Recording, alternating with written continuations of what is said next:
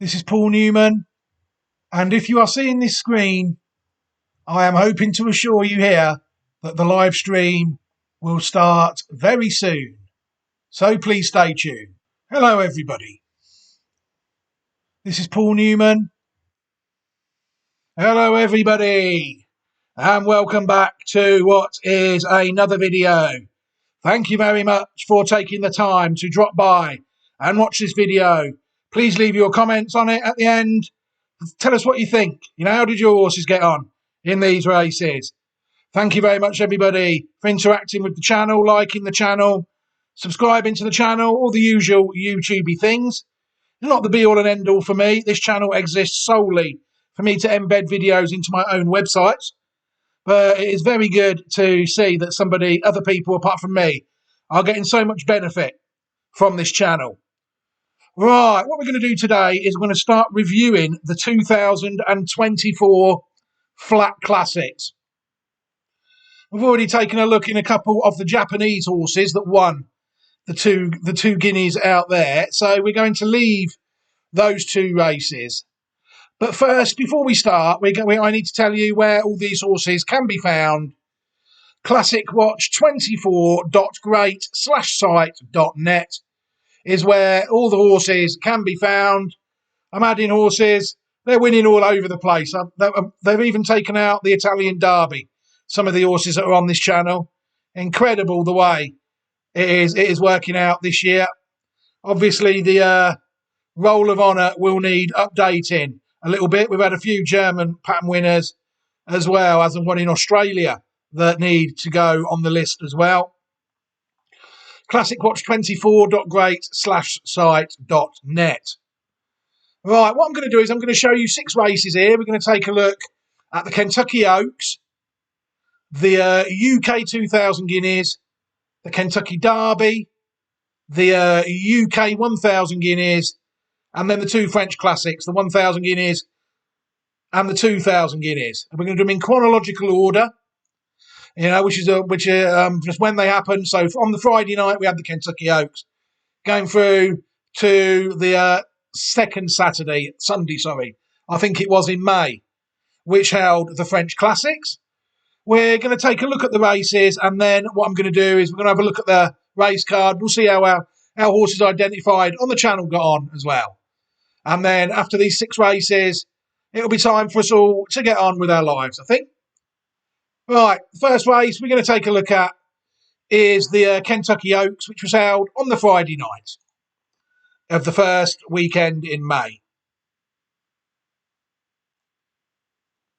They're in the gates, and they're off in the Oaks. And off to a good start, too. Into Champagne, showing some early speed. Torpedo Anna is up close as well. Fiona's Magic comes on, and so too does Ways and Means. Leslie's Rose is stuck 4 wide into the first turn. So into that first turn they go, Fiona's Magic and Torpedo Anna and Ways and Means and Leslie's Rose, the 4 of them stacked across the track early. Into Champagne gets a coveted spot.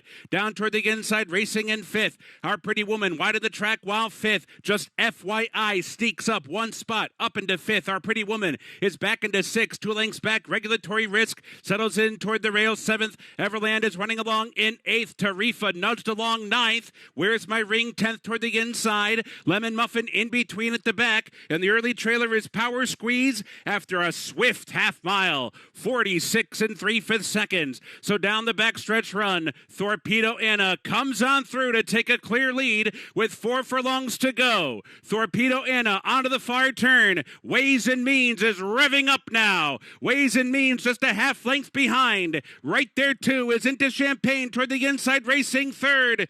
And joining them is Just FYI, who comes on 3 wide and is now 3rd. And Regulatory Risk is following her. The rest with work to do. They come to the top of the stretch. Torpedo Anna heads for home in the Oaks. Cuts to corner, holds the lead. Ways and Means starts to give way. Just FYI is coming. Regulatory Risk is coming down the center, but Torpedo Anna has the answer, and she kicks away now by 2, and now by 3. Just FYI is trying hard, but she's second. Regulatory Risk, Ways and Means, Torpedo Anna scores thirds by 4 in the Oaks.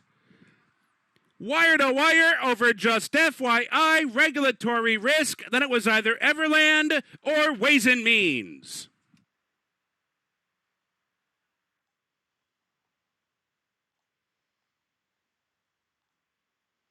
Very satisfactory start there to the weekend, it's fair to say. For Classic Watch 2024, managed to identify the winner of that race, Torpedo Anna. The beautifully bred dam line of that horse really is an incredible dam line. The video is on the channel for those that wish to have a look at the horse. I mean, dominated the field really by 4 3/4 lengths, winning well over Just FYI, who is a no back number in her own right. Very good horse. You'll see there that Torpedo ran to a racing post rating of 120, which to me looks a good performance. If the racing post is to be believed, we didn't have a single UK or UK 2-year-old filly run to that. I don't think. Torpedo Anna running to a mark of 120 when landing the Kentucky Oaks. We'll have a quick scroll down the race, see how Tarifa was another one that the channel identified. Tarifa didn't really run any sort of a race, really, which was disappointing. She'd won 2 trials. And disappointing run by Tarifa there to finish 9th.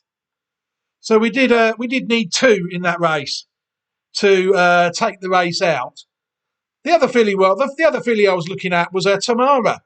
Tamara doesn't seem to have figured in the classic picture at all at this stage.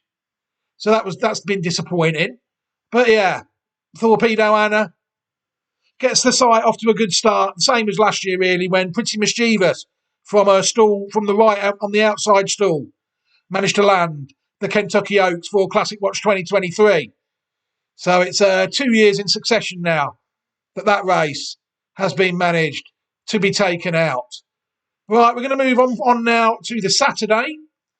And we're going to take a look at the first Classic on the Saturday, which is over at Newmarket in the UK 2000 guineas.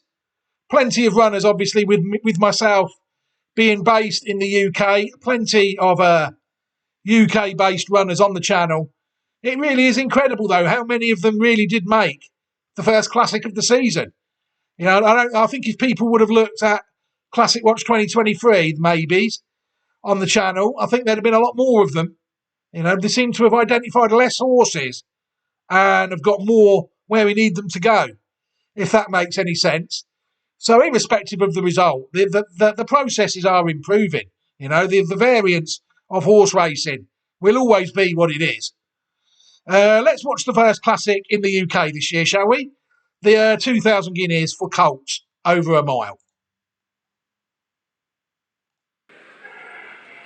All in. And they're off in the 2024 running of the Kipco 2,000 guineas over the mile. City of Troy broke out well in the dark blue jacket. Ines Sharon's with him through the opening furlong. Al Yanabi's quite keen. He's up with the early gallop as well. Then Hartem and Tem Bob Tony, the orange sleeves and cap. They're followed through then by Task Force in the pink cap. And with those to the right-hand side is Iberian. Hartem with City of Troy over toward the far side. They're followed through by Rosalian, then Ghost Writer, and Night Raider is with those in the grey silks. Tucked in behind that group is Notable Speech as they continue up the home run towards halfway. It is City of Troy just about in front, but with him though is Ines Sharon and Hartem between them, the green sleeves and cap. Night Raider completes out that leading wave. Al Yanabi more towards the stand side in blue and white with Tem Bob Tony and Iberian maroon and yellow. They're followed by Rosalian. Task Force nudged along. Ghost Writer behind those, and then came Notable Speech. City of Troy is under pressure now as out in front. Ines Sharon will lead from Hartem and Al Yanabi as they head down towards the final 2.5 furlongs. Rosalian travels powerfully down the centre, puts it up to Ines Sharon. Al Yanabi coming there, then Hartem. City of Troy will be well beaten. Notable Speech is coming into it, the blue to the left-hand side. They're racing inside the final furlong and a half. Rosalian down the centre. Notable Speech to the far side, trying to stick on his Hartem in third, but it's Notable Speech who's come through to lead. He goes on by a couple to Rosalian. Hartem back in third, then Ghost Writer. It's Notable Speech. He remains unbeaten. He won won the 2,000 guineas. Notable speech from Rosalian, then Hartem Ghostwriter in his chair and out in the RB, and then Task Force.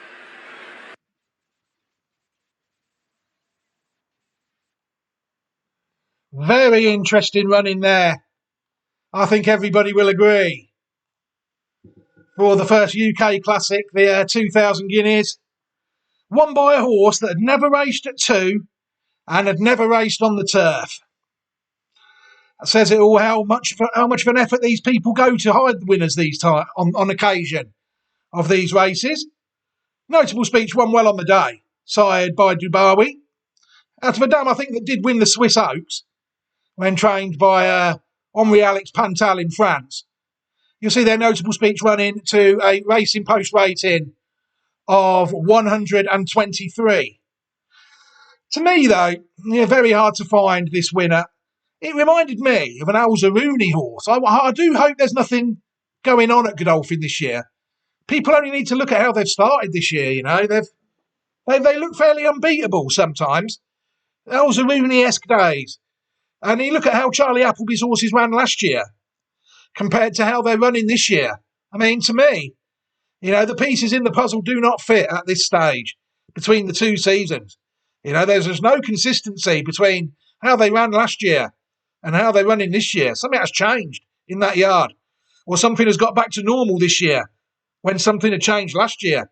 They are what they are, Godolphin. They like to win. Out of the ones that were identified on the channel, I think that says it all, really, that we've actually had 3 out of the first 5. Rosalian, 119 racing post rating, good performance by Rosalian. Travelled very well. The form was there for all to see. But how that horse has improved so quickly from not even running at 2 to beat a Group 1 winning 2-year-old with such good pedigree and good form. Well, who knows? Ghostwriter was 4th. Is rated 112. Not bad for a first run of the season, that, really. I mean, to me, remains a very interesting horse. The height of fashion that we tried this year, El Yanabi, has to go down as a disappointment, really. The Dewhurst form in this race has totally collapsed and has just made fools out of everybody. El Yanabi ran to a racing post rating of 111. Task Force, you'll see, he was another one that I did a video about. He is what he is, that horse. He'd had a wind operation, which was never ideal, and he finished 7th. And he ran to a racing post rating of 107 on the day, Task Force. But we have to talk now really quickly about the flop of the race. City of Troy. A horse, really, that's been subjected to an incredible propaganda campaign more than a race career. They've had the tape measure out. They've had him measuring the horse with his chin, the trainer. But if people judge this horse on the flat, El Yanabi was beaten probably 6 or 7 lengths. No, less than that, 4 or 5 lengths by City of Troy in the Dewhurst. He's beaten it by 11 lengths here. Absolutely awful run. For the second consecutive season they've done this. Aidan O'Brien, Auguste Rodin, the year before, absolutely atrocious run in the UK 1,000 guineas. And again, we've had the same this year with the flop horse City of Troy that ran to a racing post rating of 84. It wasn't last. It beat the Carl Burke horse that had been running on the all-weather at Southall. So that's puts the performance in perspective, really. The trainer's representative said regarding the poor form, the colt became tired. Why did they not train the horse any better then? I mean, that to me, if I was a billionaire buying these horses and getting this man to train them, that would send me massive alarm bells to me. But it is what it is. The explanation was obviously accepted. But like I said, we've had 4 out of the first 7 there, past the line. Just the way the winner came from nowhere. Hartem ran well. Hartem had good form. I think it won. Did it win the Craven or the Greenham? One of the two. But apart from the freakishness of the winner, a solid performance from the Classic Watch 2024 representatives, it's fair to say. On to Saturday night now, and we've got to go back to the USA and the Kentucky Derby. We're going to take a look at this race now. Very interesting race this is.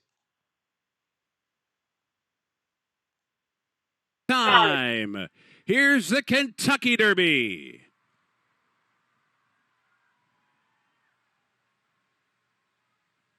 And they're off in the Kentucky Derby. Fierceness was off at mid-pack and is trying to recover. Trek Phantom showing good speed today and is racing toward the lead. And from the far outside, Epic Ride is racing out there too in this historic run beneath the Twin Spires in Derby 150. And there's 4 across the track early. Trek Phantom down toward the inside, just still in between. Fierceness is right there. Third on the outside. Epic Ride comes out racing in fourth as they move into the first turn. Stronghold is fifth. West Saratoga's in sixth. Mystic Dan in tight toward the rail 7th. Resilience is racing in 8th. Catalytic toward the inside 9th. Society Man's in 10th. Forever Young in between horses racing at 11th. Domestic Product 3 wide in 12th. Doorknock is off the pace today in 13th. Catching Freedom is 14th. And then it's Forever Young moving up into 15th. Grandmo the First is 16th. Sierra Leone is 17th. T.O. Password is 18th. Endlessly is 19th. And Anna Marie is 20th and last. A demanding pace in the Derby, 46 and 3/5 seconds, and it's Trek Phantom, Just Steel, and Fierceness. The 3 of them right across the track with 4 furlongs to go. And Mystic Dan is right there in behind racing fourth saving ground. Epic Ride starts to move up on the outside. Epic Ride is moving up into fourth. Stronghold is there. Resilience is launching his rally now. Here comes Resilience with a 5 wide sweep, and Forever Young is rallying for Japan. And Sierra Leone is launching his rally too. It is wide open. Catching Freedom's going to come through toward the inside. They're off the turn. Mystic Dan cut the corner and grabbed the lead right at the top of the stretch. Sierra Leone and Forever Young are shoulder to shoulder with a furlong to go, but they've got 2 lengths to make up on Mystic Dan, who's begging for the wire. Forever Young and Sierra Leone keep on coming. Sierra Leone, Forever Young, and Mystic Dan. A wild finish. Here's the wire. Photo finish. 3 noses on the wire. Mystic Dan, Sierra Leone, and Forever Young in an international thriller. Absolutely fantastic finish there to the Kentucky Derby. Mystic Dan, after that 3-way photo, the son of Golden Sense, was declared the winner, running to a Racing Post rating of 121. What a dream run that horse got on the straight through the inside. It opened up, and the horse was good enough to take advantage on the day. Of the Classic Watch horses, we've had the 2 horses there, Sierra Leone and Forever Young, then been beaten a nose and a short head. Absolutely incredible variance. You'll see there that all 3 horses rated the same. Sierra Leone and Forever Young all rated 121. These 2 horses have got the same second dam, believe it or not. And to see them running like that just shows to me how incredible the processes are that Classic Watch uses. These 2 horses are identical. And they should be, because they're both out the same second dam. You know? They are absolutely impossible to fault.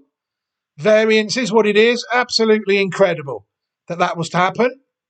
We actually had 3 out of the first 6, because Resilience, another one who was identified, ran to a Racing Post rating of 113.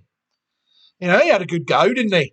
But he, on the day, beaten 7 3/4 lengths, proved not quite good enough.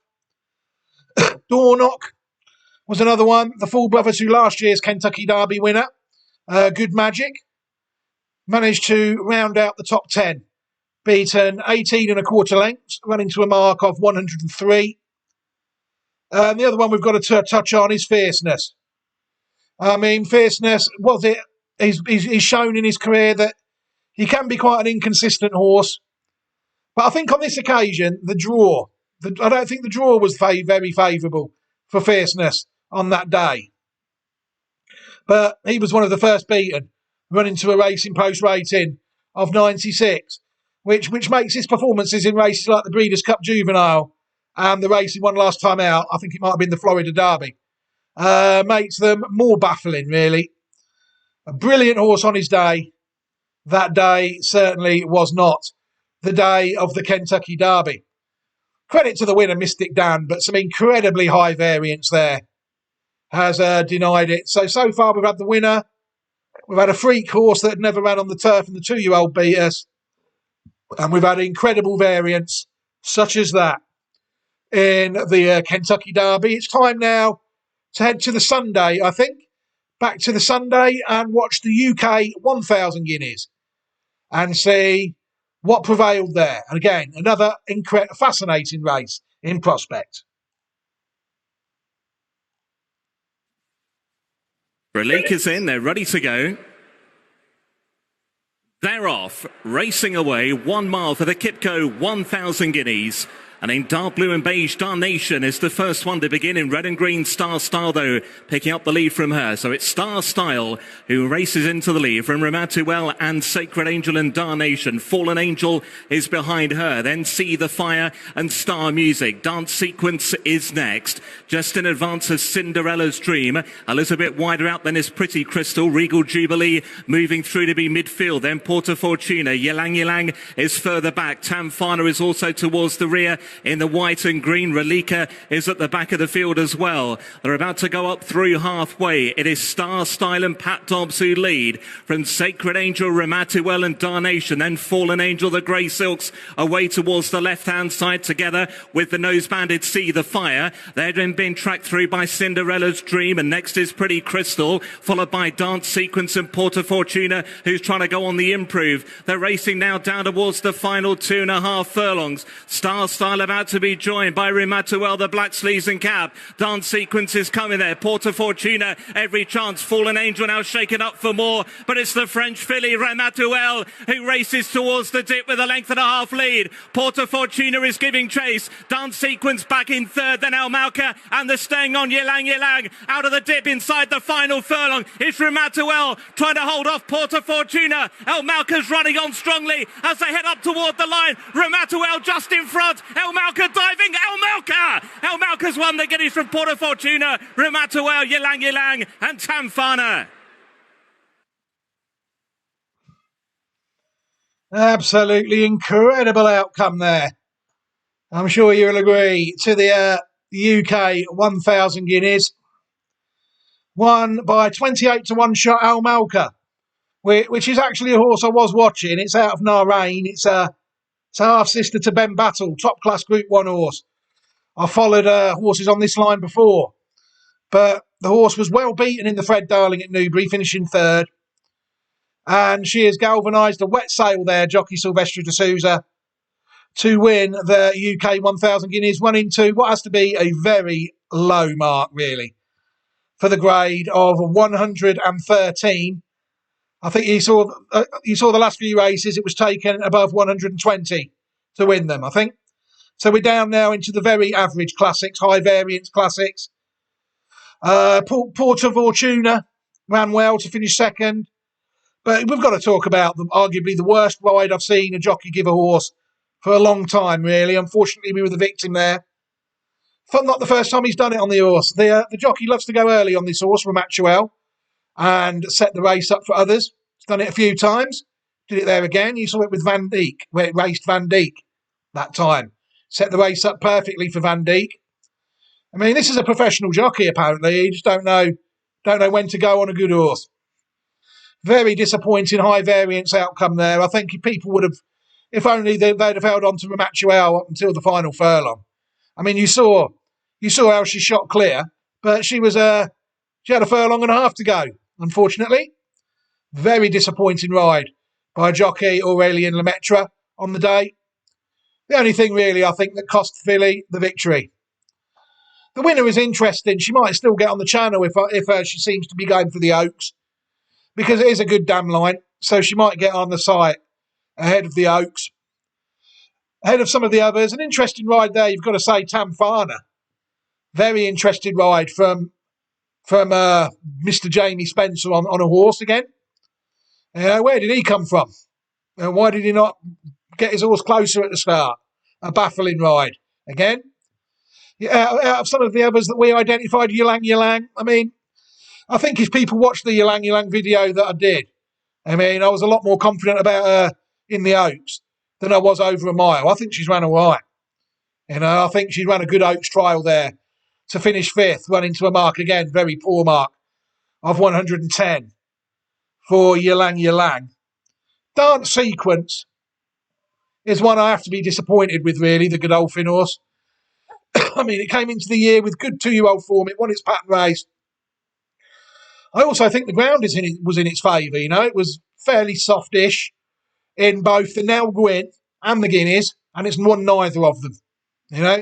Very disappointing horse. I'm not one that sugarcoats these things. That was a disappointing performance from a horse I identified myself to do a lot better than that, and I take full responsibility for it. Would I chance it again? Of course I would, because of the pedigree of the horse. Doesn't change, does it? But I do think the horse has fallen short. If it was top class, it would have won this race, I think. I know that sounds obvious, but you can say that about a lot of these. All on the day, high variance, classics like this.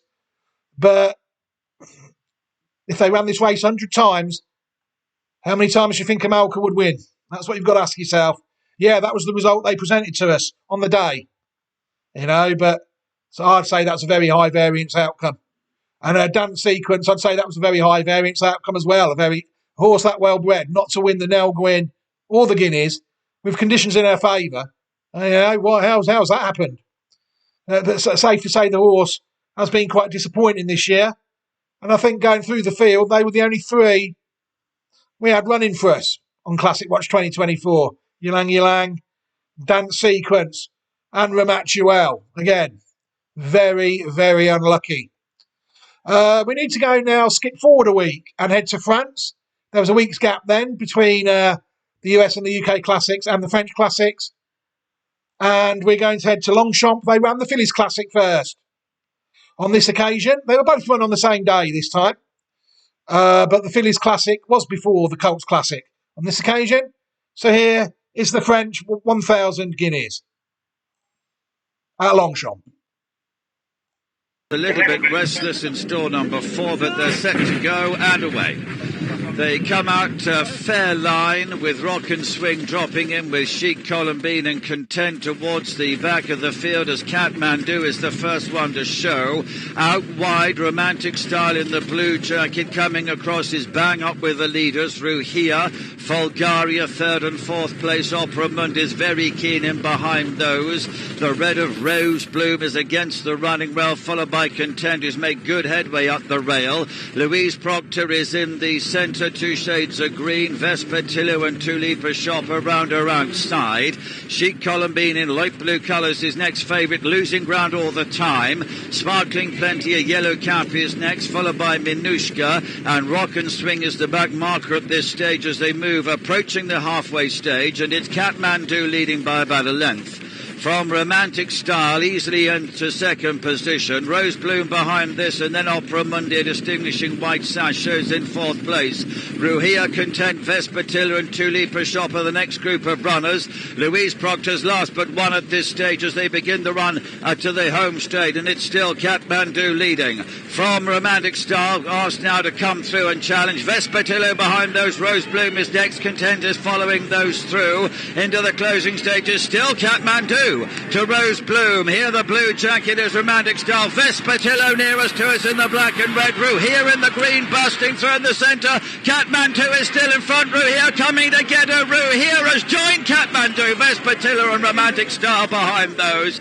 A very close four-way go. And here, Maxime Guillaume thinks he has won on the Aga Cards filly number 1. And he had. Good ride by Maxime Guillaume, it's fair to say, on the Francis Henri Graffard trained Ruhia, sired by Lope de Vega, has taken out the French 1,000 guineas, but look at the rating, boys and girls, 108. I mean, an absolutely awful race, high variance classic. No class at all in the race, not one horse rated above 110 in the whole race. We only had one horse rated above 120 in the Kentucky Oaks, and the runner-up rated 107. That's the dominance. But Vespertilio there, I thought that was a very poor ride by Billy Lee. So weak in the saddle. I mean, you saw people would have only had to watch Vespertilio how it won the race we looked at in the video. Just different turn of foot. But the horse cruised up on the outside and for some reason just never went past them. You know, I don't know how that jockey never got that horse home, Vespertilio. It's been beaten a head and a neck, and it's very disappointing, really. It was the only runner that I think Classic Watch had running for it in the race. The other Aga Khan horse, Kandala, they chose not to run it, and they ran the winner instead. When arguably Kandala could turn out to be. I think Kandala's rating was about the same when it won the Group 3. Vespertilio running to a mark of 105. But how has that horse not won? To me, that was the best horse in the race. I knew it was before the race started. Excuse me, and watching the race just confirmed it. I think she's won a decent Irish 1,000 Guineas trial there if she was to go for that. You know, she has to enter equations for that, I think, on the back of that run. Because her turn of foot there has already been seen to devastating effect in Ireland. Hopefully the jockey will be a bit stronger on the day. Content, the Irish horse, 8th. Aidan O'Brien, not one of ours. Yeah, that was the only one we had running for us in that race. Vespertilio. So very unfortunate there again, not to take that race out. Very, very unfortunate, I think it's fair to say. Right, we're going to take a look now at the final classic of the weekend, which is of this video. Sorry, not the weekend. They're actually across 2 weekends. The last race we're going to take a look at is the French 2,000 Guineas for Colts, which was ran straight after the fillies race, but it was subject to a delay because of the ground. There was a thunderstorm in between the races, which set racing back a bit. Not that you would know it from the superb job done by the places where I get my videos. You know, I loaded this video and it started right at the start. Absolutely fantastic service as always, which is why I use them. Yeah, here is the French 2,000 Guineas in all its glory.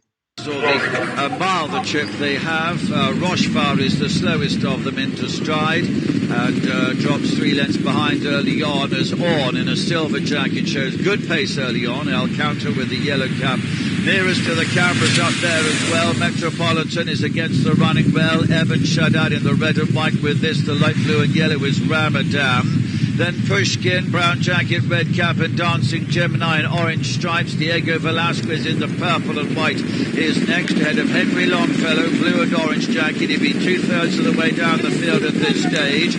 Super Gold is just alongside him. He's trying to get out there a little bit, I think, there on Henry Longfellow. Further back is Beauvatier, just in behind Rochefort, and Kerub now has been relegated to be the back marker. On approach to the halfway stage, it's still Orne who leads. Alcantara running in second place, and Metropolitan's locked away against the rails in third position to Ramadan in light blue on the outside. Behind these is Evan Shadid and Pushkin and Diego Velasquez making progress, and behind that is Rochefort running on. He is a bit short of room there though. Henry Longfellow's 3 from the right, blue and orange, way back in the field at the moment, has had traffic problems as Ramadan comes through now to join Alcantara in front. In behind those, Metropolitan on the left, Diego Velasquez behind these. Orne is still running on. Pushkin trying to get into contention, and also Dancing Gemini with the orange cap is finishing strongly. Ramadan, Alcantara, the green of Metropolitan joining him. Dancing Gemini, here's Diego Velasquez on the outside. Metropolitan though has won from Dancing Gemini in second. Alcantara, Diego Velasquez behind those, and Super Good up on the outside. Metropolitan. Good performance by the winner, I think, there. Very good performance. It had a nice run up the rail again, as we saw. Took full advantage there, Metropolitan, the Zarak side horse, running to a mark of 114. Is that better? That's just, was it 108 plus 7, isn't it? 108 plus 6, the fillies allowance, taken off to get the French Guineas rating. So Metropolitan running to a mark of 114. I don't know. This was a race really that never really worked out for any of the Classic Watch 2024 horses. It's fair to say.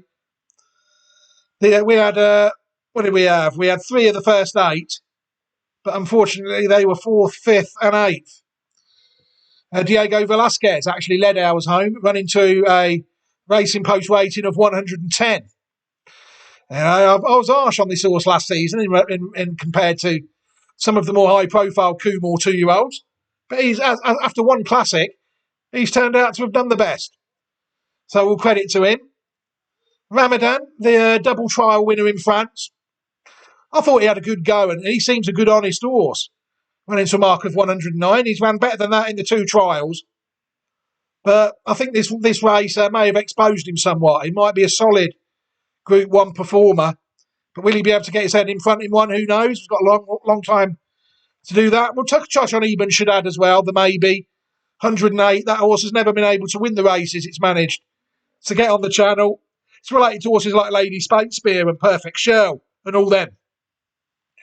Out in America and side by a stallion I'd have liked to have had a look at as well, Calix. But the horse has never managed to win the races it's managed to.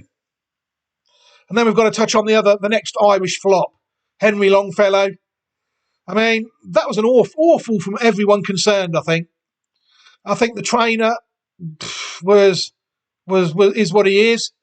The jockey, that was a truly atrocious ride by jockey Ryan Moore on Henry Longfellow, the favourite. He buried it on the inside all the way round. Never once did he try and get it out. It is absolutely baffling. I don't know how he thought. Did he think that the horse was going to come across a springboard into the straight and he could jump over them, vault over them? Absolutely clueless ride by Ryan Moore. I'm sure he never told anybody that was going to happen in his Betfair column. Absolute flop of a horse performance from the winner of the Group 1 National Stakes. You know, the horse to me now has got massive questions to ask. I'm sure that they will say, I imagine they will find some improvement from it somewhere, like they did with Auguste Rodin, who flopped in the Guineas last year and then run in the Derby and ran well. But for these Coolmore hype horses, so unreliable. And they're sent off at such prohibitive odds. I mean, these people are making mugs out of millions of people with the help of controlled horse racing media. Absolute joke that they're allowed to get away with it, really. Beauvatier was another one I've got to touch on. Decent form as a 2-year-old. But he was beaten by Ramadan last year. He was beaten by Ramadan in one of his trials. And I don't think you will find anybody that says Beauvatier's ran a good race there. Maxime Guillon again, always towards the back in a slowly run race. I mean, what do these people expect when they run like that? Disappointing by run from Beauvatier, it's fair to say. Out of the 6 classics, it's fairly clear we're only a length behind. This one beaten by a length, unless that's cumulative. You say you've got 3/4 a length and a half a length and then a length. I don't know if that's a length behind the third or what. But it's been beaten less than 2 lengths. Diego Velasquez in 4th, and that is the furthest away that we've been in any of these 6 races, I think. Some absolutely incredible variance has stopped us. And that should be clear for everybody who watches this video to see. Absolutely, we could run these races 1,000 times each and not get these outcomes again, I think. Well, Torpedo Anna would be the only one I'd be confident about standing up to a repeated run-ins of the race. You know, that proved a dominant performance from the horse that Classic Watch 2024 had identified. The rest of them were very unlucky, I think it's fair to say. Apart from in the French 2000 Guineas, where, despite, I think their performance flattered them. Diego Velasquez and Ramadan, really. Once the favourite started to run disappointingly, Henry Longfellow, it was always going to be a tricky race for the site to take out, I think. Right, I'm going to leave this video here now. What I will do is I will give everybody an opportunity who has watched this video and hasn't chosen not to subscribe to the channel. I will give them an opportunity to subscribe to the channel, and I will also include a copy of all the Classic Watch 2024 horses, so people can watch the videos of all the horses and other horses that we have just discussed. But for now, I will leave this video here, We've got other races all to look at, but now we might just wait until we've got other races. We'll wait until 6 or 7 have ran and review the classics in the usual fashion, the same fashion as this, I should imagine. Seems to have worked quite well. But for now, this video's past the 40-minute mark, so I'd best stop banging on. Thank you very much, everybody, for watching. Take care, everybody. Have a fantastic day and look after yourselves. Goodbye.